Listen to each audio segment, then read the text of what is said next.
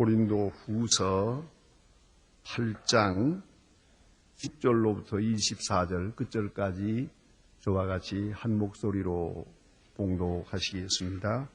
너희를 위하여 같은 간절한 마음 너희여 주었으니 하나님께 감사하니 저가 구원함을 받고 더욱 간절함으로 자원하여 너희에게 나아가 또 저와 함께 형제를 보내었으니 이 사람은 보고 모든 교회에서 칭찬받는 자요 이뿐 아니라 저는 동일한 주의 영광 우리의 원하는 나타내기를 위하여 여러 교회의 택함을 입어 우리의 맡은 은혜의 일로 우리 행하는 자라.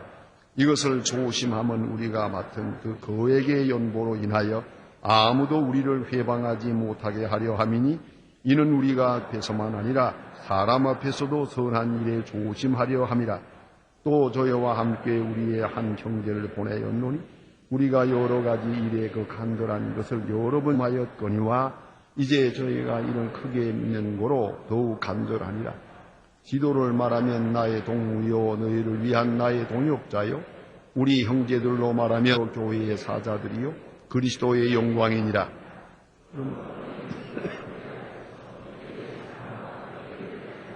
하나님 주 보이자. 아멘. 사도 바울은 지금 고린도 교회에 디도와 몇 명의 형제를 보냈습니다. 아마도 이 고린도 후서 이 편지를 써서 바로 디도의 편에 붙여서 디도가 이 비를 가지고 고린도 교회에 갑니다. 갈 때에 혼자 간 것이 아니고 오늘 본문대로 몇 사람 같이 가게 됩니다. 이 몇 사람에 대해서 디도 몇 사람에 대해서 지금 추천하고 선거하고 그리고 그들을 잘 영접하라고 또 그들에게 박한 일을 잘 수행할 수 있도록 도와주라고 하는 그런 내용의 선거서가 오늘 본문에 있습니다. 이렇게 말하면서 지금 사도 바울은 무슨 일을 하려고 하는 거 아니? 이미 우리가 보았지만 고린도 교회가 처음 예수 믿을 때부터 시작해서 예루살렘에 흉년들 많은 사람이 굶어 죽어간다고 하니까 그 사람들을 위해서 연보를 했단 말입니다. 얼마간 연보를 이렇게 모았는데 하다가 동네 중단했어요. 이 소문이 각처에 퍼져서 다른 교회에서들도 우리도 하고 많은 사람들이 이렇게 연보를 했는데 진작 먼저 시작한 교회는 연보를 하다가 중단했단 말입니다. 그런 거로 이 편지를 써서 그렇게 하지 말는 사원에서 하는 게 그리고 시작한 것을 잘 끝내도록 해야겠다.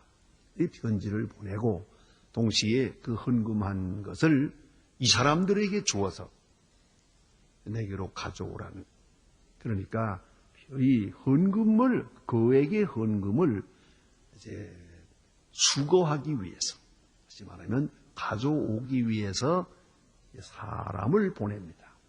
그야말로 꼭 믿을 수 있는 사람을 보내야겠죠. 돈을 취급하는 것이니까. 게다가 또 헌금을 취급하는 거예요. 하나님께 바친 이 그리스도의 사랑이 담긴 이 헌금을 취급하는 거니까. 아주 신실하고 꼭 믿을 수 있는 사람을 보내죠. 그래서 디도와 몇 사람을 보냅니다. 이렇게 보내다 보니까 자연히 사도 바울에게 있어서는 이 사람들은 동역자가 됩니다. 또 협동자도 되고 협조자가 되고 그렇지 않습니까? 그러면서 이런 의미에서 하나님의 일하는 사람은 바로 이런 사람이래야 된다. 하고 하나님의 일을 하는 사람의 속성 또 하나님의 일하는 사람의 자격 뭐 이런 것을 간접적으로 여기서 시사하고 있습니다. 한마디로 말하면 바울이 생각하는 하나님의 일을 하는 동역자들의 일꾼됨의 자격을 조건을 여기서 설명하고 있는 겁니다.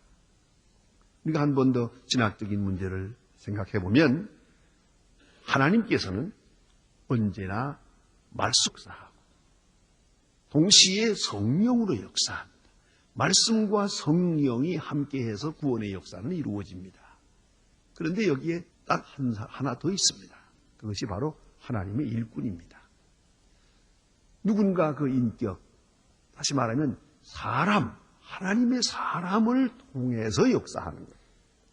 그래서 하나님의 말씀을 사람이 가지고 가서 전하게 되고, 또 전하는 사람이나 말씀을 듣는 사람의 마음속에 성령이 역사, 이렇게 해서 구원의 역사는 이루어집니다. 이런 이야기를 한마디로 말해서 카리스마적 관계라고 합니다.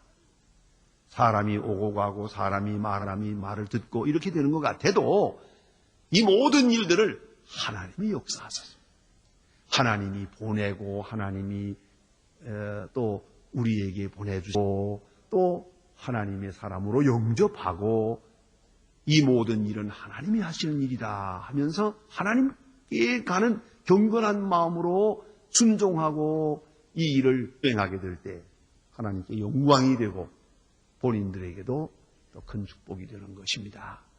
이것이 바로 신학적 의미입니다.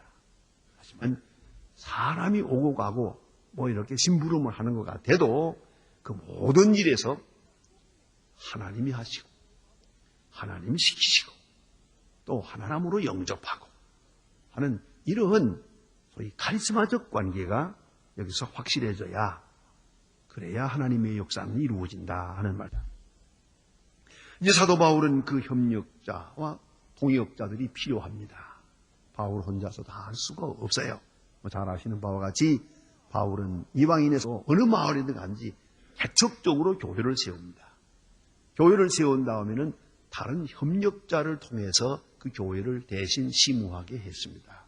그것에서 대표적인 사람이 디모데하고 디모데와 디도입니다.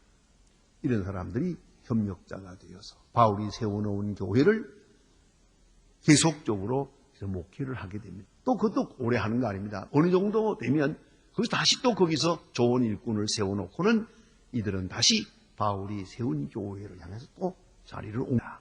이렇게 계속 옮겨가면서 이렇게 해서 많은 교회를 세우게 되는데 바울에게 있어서는 오른팔같이 그를 도운 사람이 디모데요, 왼팔이 수고한 사람이 디도입니다.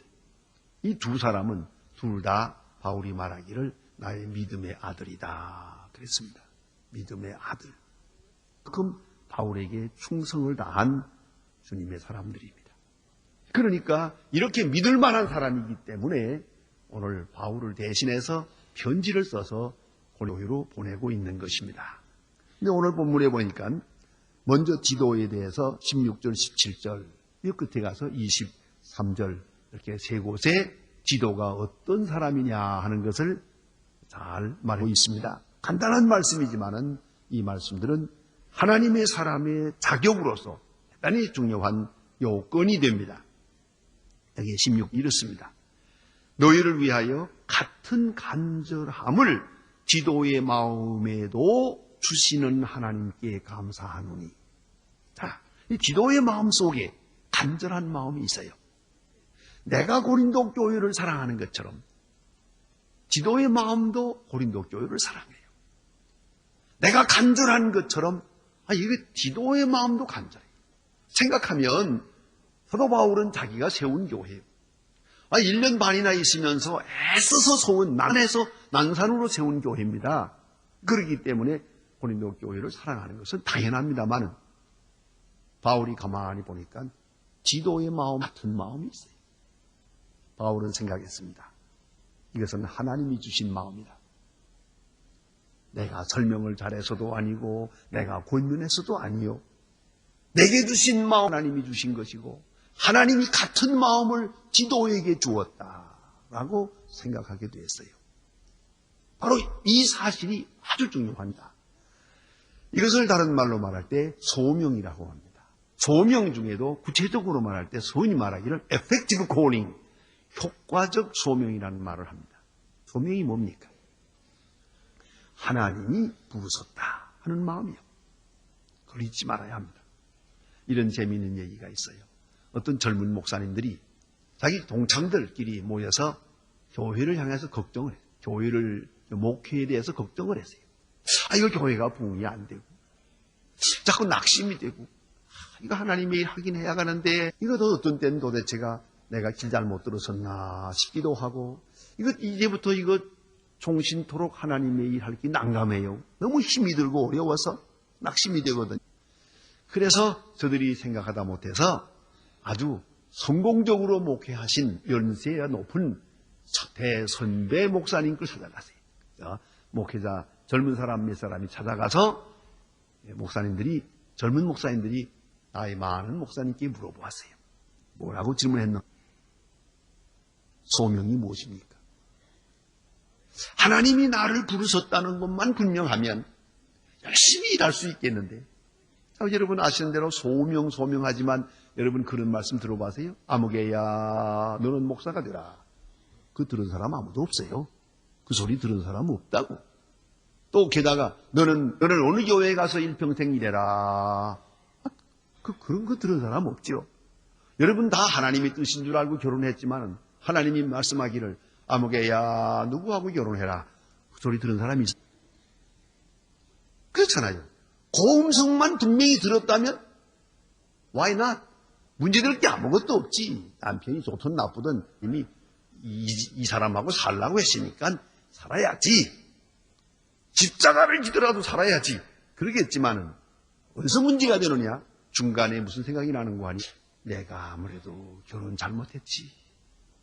하나님의 뜻대로 한 것 같지 않아. 이렇게 의심이 간단 말입니다. 그리고 흔들리는 거죠. 이게 하나님의 뜻이라고만 확실하게 믿어지면 이건 문제가 없는 거거든요. 그러니까 소명이 중요한 거죠. 그래서 도대체 소명이 뭡니까? 꿈속 들은 것도 아니고 내가 비몽사몽간에 들은 것도 아니고 또 도대체 소명이 뭡니까? 어떻게 하는 게 소명입니까? 소명만 확실하다면 내가 죽도록 충성을 하겠습니다. 그러니까 연세 높은 목사님이 껄껄 웃으면서 이렇게 말씀을 했다고 합니다. 먼저는 자네들 목사라는 직업을 택했는데 그 목사직이 가장 소중하다고 느껴지는가? 세상 어느 직업이 문제가 아니요. 하나님 말씀 전하는 것보다 더 중요한 일은 없다. 목사라고 하는 직분보다 더 영광스러운 건 없다. 아무 소원도 없다. 한 시간 이 설교할 수, 순전할 수만 있다면 이보다 더 큰 성공이 없다. 이 영광된 또 효과적인 생은 없다. 그렇게 생각이 되나? 그런 소명이 있는 거야. 그러나 아무래도 국회의원이 난 것 같아. 아무래도 이거 장사했어야 되는 건데 내가 이거 잘못했다. 그딴 생각을 하면 그게 소명 못 받은 사람이다. 아무것도 부럽지 않아. 목사가 제일이다. 그렇게 생각이 된 사람이 목사로 부름받은 사람. 의사가 제일이다 생각하는 사람은 의사로 부름받은 사람이에요. 그걸 알아야 돼요. 그러나 이 가장 귀하게 여기는 것. 목사라면 목사직이 제일 중요하다. 그렇게만 느껴졌으면 그게 자네가 소명받은 거다. 두 번째는 대상에 끌리는 마음이다. 영혼을 불쌍히 여기는 마음이 있는가? 이 세상이 복음을 듣지 못해서 죽어가는 거라. 문제하는 것도 좋고 돈 버는 것도 좋고 어제 기술도 중요하고 경제도 중요하고 정치도 중요하고 이 세상의 근본 문제는 복음이야. 복음을 듣지 못해서 하는 사람이 죽어가는구나. 그 죽어가는 심령에 대해서 간절한 마음이 있느냐? 물도 내서 구원해야겠다. 빨리 구원해야겠다 하는 그 뜨거운 정열이 있느냐? 그거 있으면 소명받은 거다. 그게 아니고 생각이 반대로 돌아가는 거예요. 교회가 중요한 것 같지 않아요. 경제가 더 중요한 것 같아요. 정치가 더 중요한 것 같아요. 그 사람은 소명받은 사람이 아니다 그 말이에요. 그러니까 아주 불쌍히 여기는 마음, 영적으로 불쌍히 여기는 마음, 아주 견딜 수 없이 떠날 수가 없어요. 저분들 땅에서 그런 간절함이 있어야 된다 말입니다. 또 세 번째는 뭐냐면 그래 복음 전하는 일, 목사로서 하는 일, 하나님의 일 하는 게 즐거우냐? 이게 힘들면 안 되죠. 즐겁고 쉽고 그래야죠. 그렇잖아요. 이 목사가 설교하고 하는 거 여러분 생각할 때는 가끔 그런가 봐요. 목사님 너무 피곤하시겠다 그렇게 생각하지만 그건 잘못 생각한 거예요. 즐거운 거예요. 그래서 지금 이제 다음 주부터 오후 예배를 본다 하니까 아마 걱정들이 되는가 봐요. 그러다가 목사님 쓰러지면 어떡하나. 그렇지만 걱정하지 마세요. 6부까지도 할 수 있을 테니까. 왜냐하면 이건 아주 즐거운 일이니까. 가끔 여러분 세례 줄 때 보면 여기서 4번 설교하고 또 그 다음에 또 세례 푸는데 뭐 한 500명 어떤 때 한 700명 세례를 주면 그거 모든 장로님들 얼마나 피곤하십니까? 그래요. 난 한 1000명 되었으면 좋겠다. 그 세례 주는 거 좋은 거예요. 너무너무 즐거운 거예요. 예? 그걸 알아야 돼요. 하나님의 일 하는 일은 즐거워야 돼요. 그게 바로 그쪽으로 소명을 받은 거예요. 또 하나는 해본이 되더냐? 그래요. 내가 복음 전하고 수고했는데 이로써 교인 구원을 받아요. 힘을 얻어요. 불화하던 가정이 행복해지고 낙심했던 사람이 용기를 얻고 구원의 역사가 이루어진단 말이에요. 그런 효과를 보아야 돼요. 효과가 보이면 그게 네가 소명을 받은 거다. 하나님의 손에 의해서 쓰여지고 있는 거다. 그렇게 대답했다고 해요. 유명한 얘기입니다. 여러분들이 이런 거 아니에요. 오늘 본문에 보니까 내게 주신 간절한 마음을 디도도 가지고 있어요. 하나님이 주신 마음이요. 이건 그리스도의 마음이요. 그리스도의 그 긍휼한 마음이요. 하나님께서 주신 선물이에요. 성령으로 역사해서 하나님이 이 같은 귀한 마음을 디도에게 주었어요. 그래서 디도가 지금 사도 바울과 같은 마음으로 고린도 교회를 사랑하고 있어요. 이것이 중요한 거예요. 또 뿐만 아니라 오늘 본문에 보니까 구원함을 받은 자예요. 구원함을 받고 그랬어요. 사도 바울이 그랬겠죠. 디도, 자네가 고린도 교회 좀 갔다 와야겠네. 고린도 교회가 시끄러운 건 알지만은 그러나 기도 많이 하고 좀 몇 사람 데리고 갔다 오게나 하고 구원했어요. 이 구원함. 그러면 사도 바울이 이렇게 구원했을 때 그것을 디도가 받아들였어요. 이것은 뭐냐면은 순종하는 마음이요. 또 사도 바울의 뜻을 수락하는 마음이에요. 이 또한 중요한 것이. 다시 말하면 바울의 뜻과 뜻을 같이 하는 거예요. 뜻이 같아야지 권면을 했는데 받아주세요. 자, 이런 일 좀 해야겠다고 그러면 내 생각은 다릅니다. 이렇게 되면 안 되는 거죠.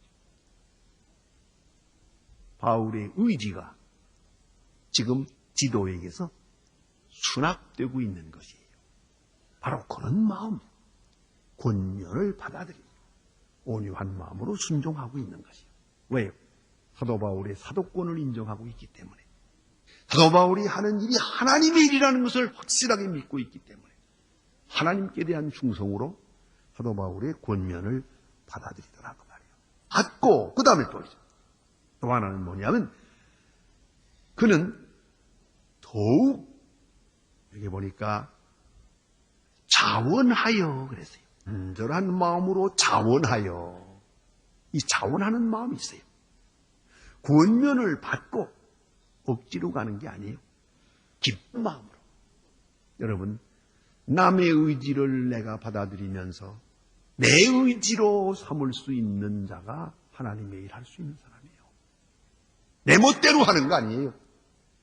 내 생각과 달라도 권면함을 받고 즐겁게 받고 받은 다음에는 내 마음으로 내 뜻으로 소화해서 내 선택한 것처럼 기쁜 마음으로 순종하는 것이야. 이것이 하나님의 일하는 사람들이에요.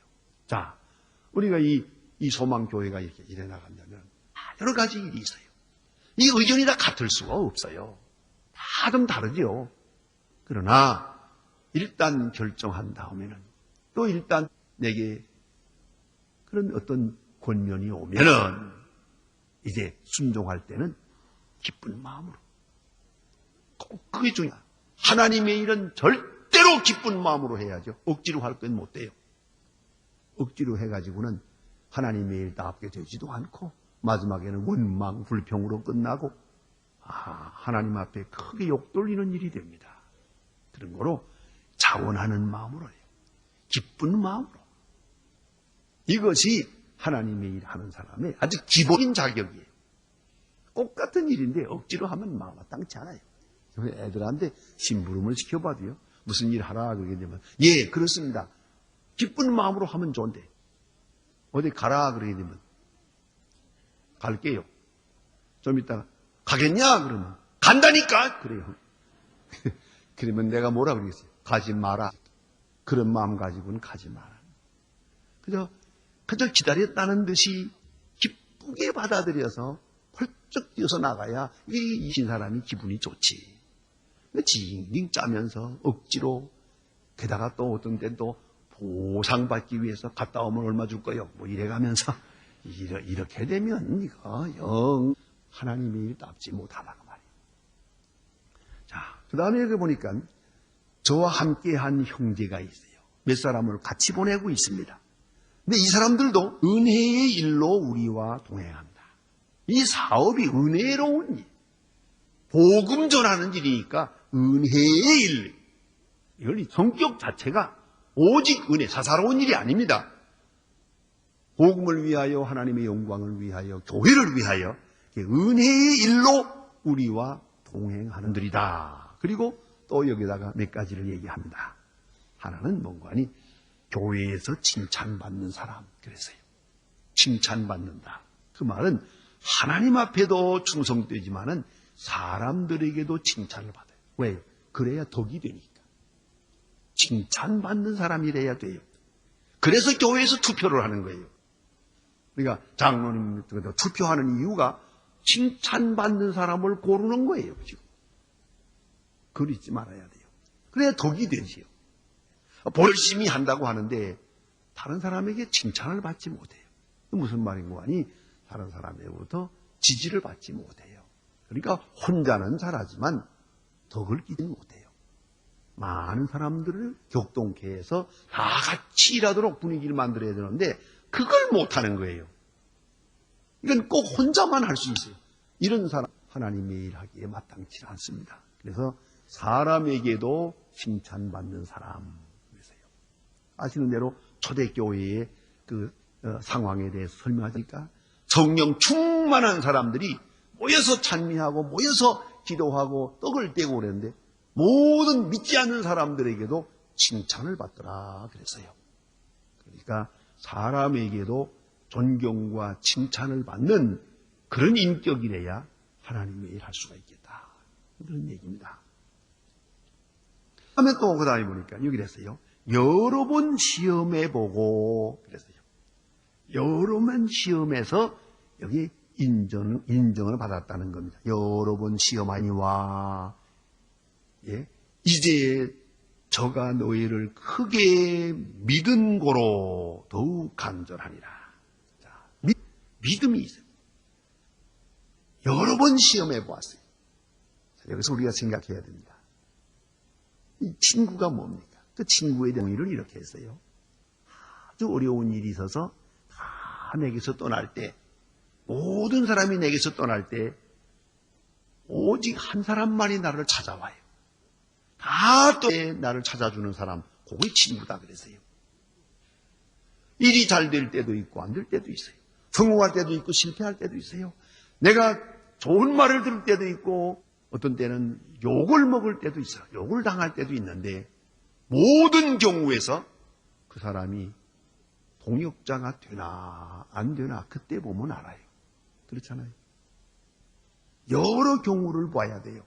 뭐 시험해 본다고 해서 일부러 뭐 사람을 이렇게 시험했다는 그런 얘기는 아닌 것 같아요.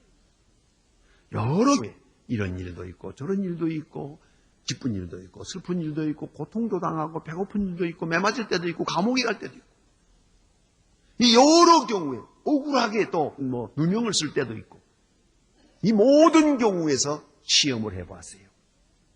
이건 믿을 수 있는 사람이에요. 정말 신실한 나의 동역자예요. 그래서 믿고 소개한다는 그런 말씀입니다. 어느 선교부에서 선교사 지망생을 모집을 했어요.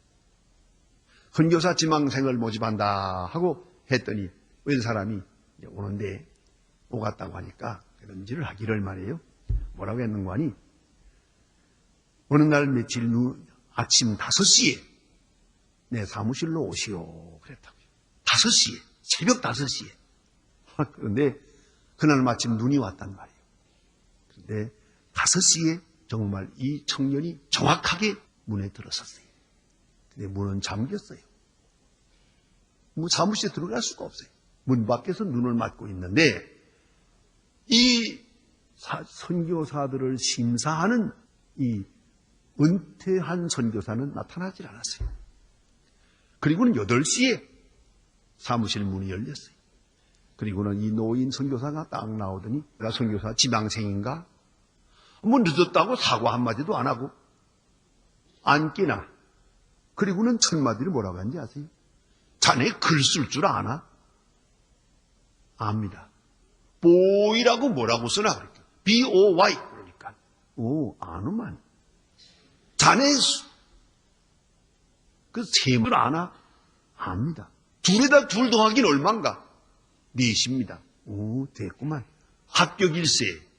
그랬어요. 어이가 없잖아요. 근데 이렇게 됐거든. 거기에 합격증에다가 뭐라고 썼는지 아세요?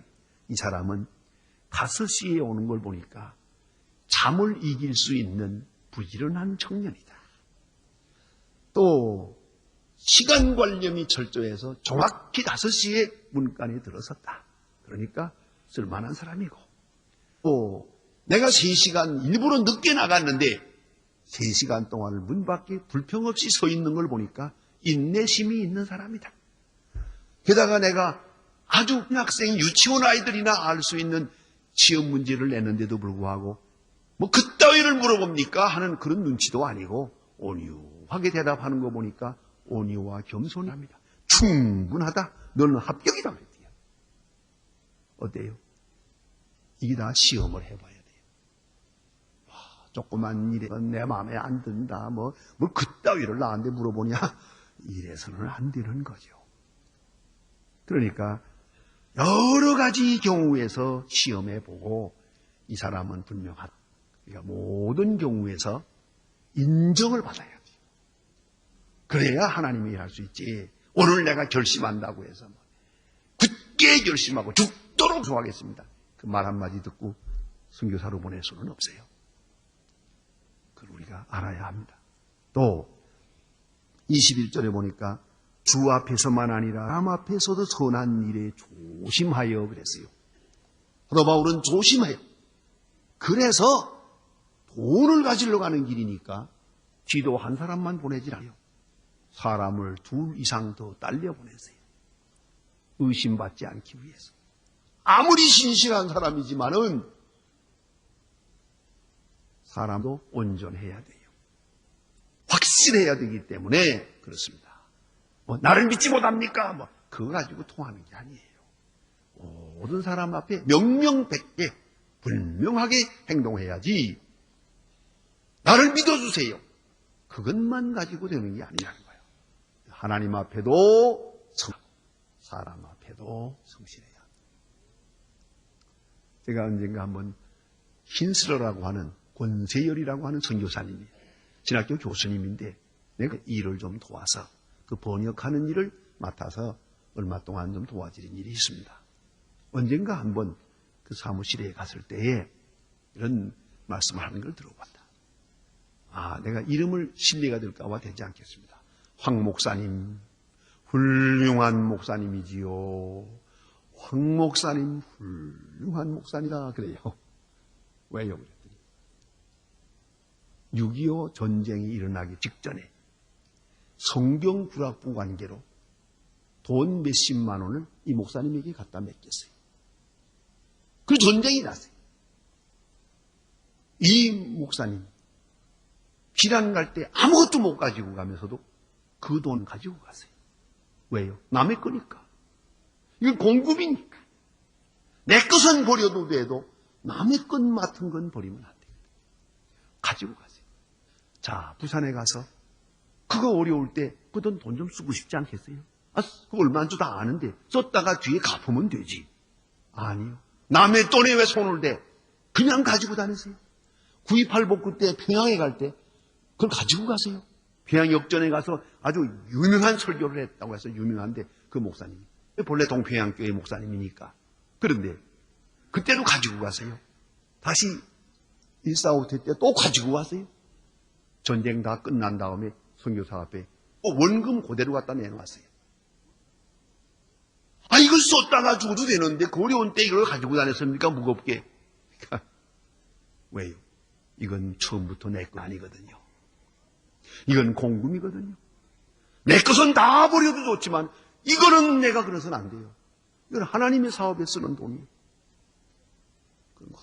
그대로 묶은 대로 가지고 다니다가 가져왔어요. 그래서 그 긴슬러 목사님 그러시더라고요. 황 목사님 훌륭하죠. 이걸 알아야 돼요. 더구나 공과 사를 분명히 해야 됩니다. 더구나 하나님의 일하는 거 조심해야 됩니다. 그래서 있으며 본래 내가 시험을 해본 사람이다. 여러 경우에 시험해봤다. 믿을 수 있다. 그러나 한 사람 보내지 않고 몇 사람을 증인을 같이 보냈어요. 의심받지 않기 위해서. 그래서 하나님 앞에도 성실하고 사람 앞에도 조심해야 됩니다. 깨끗하게 명명백백하게 이렇게 해야 됐더라 하는 얘기입니다. 이렇게 추천고하면서 보내는데 자, 이들은 나의 동무요 나의 동역자요 교회의 사자들이요. 사자라는 말은 아포스톨로스란 말이에요. 원래 사도라고 번역할 수도 있어요. 보냄을 받은 사람이다. 교회로부터 보냄받은 사람이다. 그리고 특히 중요한 것은 그리스도의 영광이요 그랬어요. 그리스도의 영광.